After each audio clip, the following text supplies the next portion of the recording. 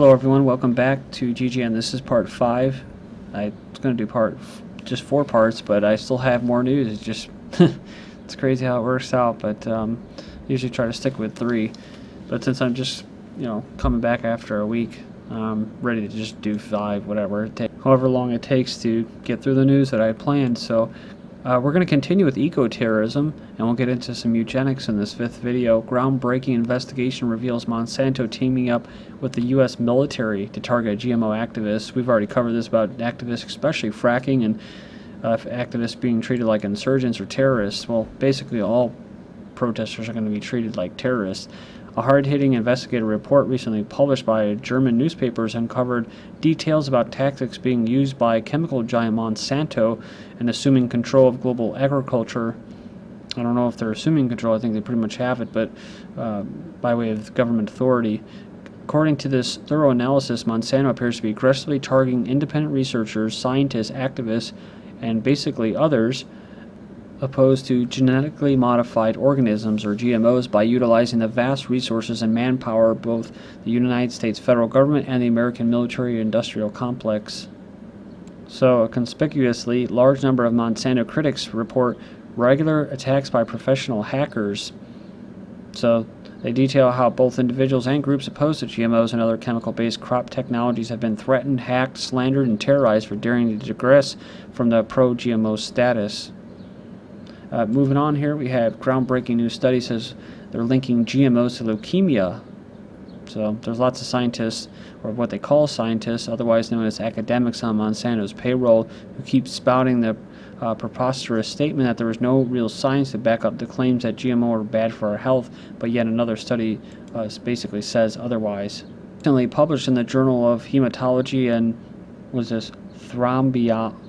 I'm not even going to try this, but some kind of disease. The study underscores the potential leukemia properties of the Bt toxin biopesticides used in almost all GMO foods that are currently planted in more than 3.9 million acres of crops in the United States.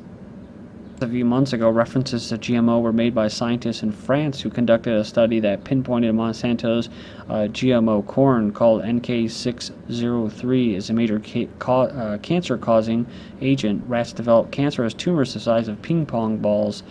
The study was called into question, however, by academics under Monsanto's reign. We have scientists confirming pesticides kill American honeybees. Honeybees are quickly disappearing from the U.S., a phenomenon that has left scientists baffled, but new research shows that bees exposed to common agricultural chemicals while pollinating U.S. crops are less likely to resist a parasitic infection. Scientists from the University of Maryland and the USDA on Wednesday published a study that linked chemicals including fungicides to mass die-offs. Basically colony collapse disorder, in which an estimated 10 million beehives at an average value of $200 each have been lost since 2006. Last winter, the honeybee population declined by 31%, with some beekeepers reported losses of 900 to 100%. I remember hearing about this in 2008 on the news, basically colony collapse disorder, and well, what is it, as they're spraying us as well. But Washington rejects restriction on honeybee killing garden pesticide despite evidence of its deadlines. So officials of the Department of Agriculture are refusing to act on a request to restrict a certain class of backyard pesticides that are suspected of killing off scores of honeybees. From this Yakima Herald Republic newspaper, they announced the decision Thursday following a 60-day review of a petition submitted by Thurston County commissioners. The county, at the request of the beekeepers, asked the department on April 8th to limit basically residential use of these pesticides used to kill aphids, weevils, and other insects on ornamental plants. The insecticides are also used on crops, but limits on those uses were not basically requested. The EU just imposed a 2-year ban on these pesticides. And you have dead bees, Monsanto's genetically engineered seeds killing off honeybees from May 6, 2013. July 26th of this year, pesticides contaminating critters in California's national parks. Pesticides from California's Valley Farms are collecting in the tissues of a singing tree frog that lives in the pristine national parks, including Yosemite. The chemicals include 2 fungicides never before found wild frogs, said the author and a U.S. Geological Survey research hydrologist. So it was published today. Fungicides have been registered for use for many years. NBC host says newborn infants don't count as alive unless parents decide they do. So it says basically it's kind of like a post-birth abortion is a new abortion. And we've covered that before about these, quote, experts. They actually say that it's still, how do they put that, morally permissible or acceptable, basically. So, because they say that, it's, my body, my right, so it's infringing on the mother's right. They said they need to premise this article with a disclaimer. This article is not about abortion, it's about the murder of children after they are born, because once a child is born alive, terminating that life is no longer a choice. It's murder by every legal and moral standard. So, because while abortion friends and foes can argue about when life begins in the womb, no one disagrees that a child born alive is alive, do they? Indeed they do, as MSNBC talking head Melissa Harris Perry insists that life only begins when the parents have a feeling that it begins. When does life begin? But it goes on here and it says that in one stroke she simultaneously condones the murder of newborn infants, i.e. post-birth abortion, while attacking the science of biology, which states that a living, breathing infant with a heartbeat and brain function is alive and not dead. In the same circles as Harris Perry are now publicly arguing that it's okay for parents to kill their children up to age 3. This is now being promoted as post-birth abortion. That's what I was referring to by the earlier. It was called a fourth trimester abortion by a clever pollster who recently took to the streets of a George Mason University to find summertime college students who would sign a petition legalizing fourth trimester abortions. Nearly all who were asked to sign the petition did so. So that's what good education gets you, and that's why they want it in Afghanistan and all parts of the world where they're bombing. It says here, one of the college students even asked whether the procedure would cause harm to the child. Well, the child wouldn't be there anymore, responded the pollster, after which the college student then proceeded to sign the petition. So you type in that thing, you can look for the video. MSNBC host says, just go ahead and you can see it, pause it, and type it in. Teenager gives birth and beats newborn to death on camping trip, says police. 18-year-old girl named Alicia Morales gave birth inside a tent in Michigan's Platte River campground 11:20 p.m. last Monday. Her family didn't know she was pregnant. So it says here, she admitted to giving birth to a newborn during a camping trip, then repeatedly beating the girl until she inflicted injuries that caused the baby to die. Investigators assumed the baby died of natural causes until the doctor who performed the autopsy in Grand Rapids described the injuries as consistent with blunt force trauma. Officers say Alice waived her Miranda rights and admitted several times that she freaked out and beat her child in the head and body with closed fists. And just to show you how, it's like people complain about too many people and stuff like that and contraceptive, and you see kind of behind the scenes of how hard it is to really come into this world, how much you're hated and despised. And then, of course, then there's other places, other examples where you see where life is, precious. It says here, a fireman caught baby thrown by burning woman after building collapse. A child who witnessed the aftermath of a residential building collapse in Philadelphia on Monday says the fireman successfully caught a baby that was thrown out of a window. So I saw the whole house was down. I saw the house next to it falling over. I saw the fireman. This dude was burnt up. They were hosing him down with the fire hose.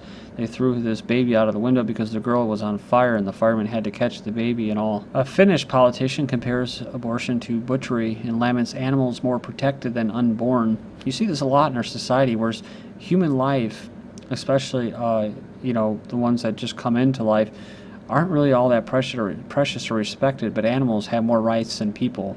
Finnish Interior Ministry, Pave Räsänen, has caused a small uproar with comments comparing abortion to butchery and saying that animals are better protected under the law than unborn human beings. She's now being blamed in the press for a sudden increase in resignations from the Evangelical Lutheran State Church, saying animals may not be slaughtered in a painful manner, but it is not permitted to even discuss the painfulness of abortion. She says that an abortion-aged child is not a numb piece of tissue, rather an individual that can feel pain. She also described abortion as a silent taboo in Pandora's box, saying that consequences of opening this up are feared. We have to consider whether we have the courage to act in the face of general public opinions or norms, peer pressure, and sometimes even the law. Says the next day, Finnish newspapers reported that 960 people had formally quit the Lutheran Church in response to her comments. And the last article I have on this type of news, bomb blows man's legs off after reported illegal abortion clinic in Peru. 6-year-old Peruvian man is fighting for his life after a bomb exploded at his home. It says an explosion his family believes came as retaliation after he turned his neighbors in for running an illegal abortion facility. The bomb severed his legs, fractured both arms. He's a construction worker. They said his lower extremities flew about 100 feet, said his wife. He was getting back from breakfast, and when he was about to enter the house, he stepped on the explosive that mutilated his legs. First, security inspectors suspected that a gas leak had caused the incident, but they were later ruled out that possibility. Said we had already been threatened by them, said Anise. They did it in retaliation for us telling the authorities that they had run a clandestine abortion clinic. Thousands of anti-government protesters tear-gassed by Peruvian police. The riot police blocked the passage of thousands of anti-government protesters marching in Congress's Peru capital of Lima. They used tear gas and water cannons on activists who slammed government corruption and called on the president for change. Evidence mounts agent provocateurs used by Brazilian police. Demonstrators say police infiltrator threw the Molotov cocktail used to justify severe police violence. Police sent infiltrators and agent provocateurs into crowds of protesters in Rio de Janeiro Monday, the first day of the Pope's visit to Brazil, as extensive video footage and witness testimony strongly suggest. This was used as a pretext for police to charge on hundreds of demonstrators with water cannons, tear gas, rubber bullets, and attack protesters and journalists alike with blunt force objects. So, military police released a video shortly after the police crackdown, allegedly showing that the repression was a direct response to the protesters' violence. Witnesses recount horror scene as Spain remembers Santiago train crash victims. So this is what I'm going to leave you with. All these crashes that are happening recently. A minute silence has been held to remember the 78 people who died in one of Spain's worst train crashes. Another 32 are in critical condition. This guy's actually, I think he's being charged with homicide, the driver. Italy coach crash. This is from the 29th. At least 38 people dead near Avellino. So a coach has plunged off a flyover in southern Italy, leaving at least 38 people dead in the country's worst road accident for decades. Fell down a steep hill. Swiss police say 35 injured in train collision from, again, July 29. 35 people were injured, 5 of them seriously, in head-on collision of 2 trains in western Switzerland made late Monday, police said. 5 people, including child, killed in Pennsylvania helicopter crash. Says 5 people, including children, were killed when a helicopter crashed into a heavily wooded area of northeastern Pennsylvania. To bus crashes, youth pastor, pregnant wife among dead in Indiana bus crash. A youth pastor and his wife, who was 8 months pregnant, and a third person were killed after a bus returning from a church summer camp crashed off an Indianapolis interstate. 37 passengers were on the bus when it overturned just a mile from the Baptist church where the bus was heading. Man. Flood sweeps tour bus 300 yards off course. No one hurt in freak Arizona accident or incident. Flash floodwaters swept a tour bus with 33 people aboard hundreds of yards down a wash in northwestern Arizona. The vehicle flipped on its side, but amazingly no one was injured, says officials. It was bound for Vegas. So I guess the moral of the story is be careful in public transportation. And also, these trains go, and it makes you wonder. I try to look at the different angles. Are they trying to push automation? Well, what's more safe? Computers and automation or humans? So, anyways, thank you for joining me, guys. This is GGN, and I'm Darko. Thanks.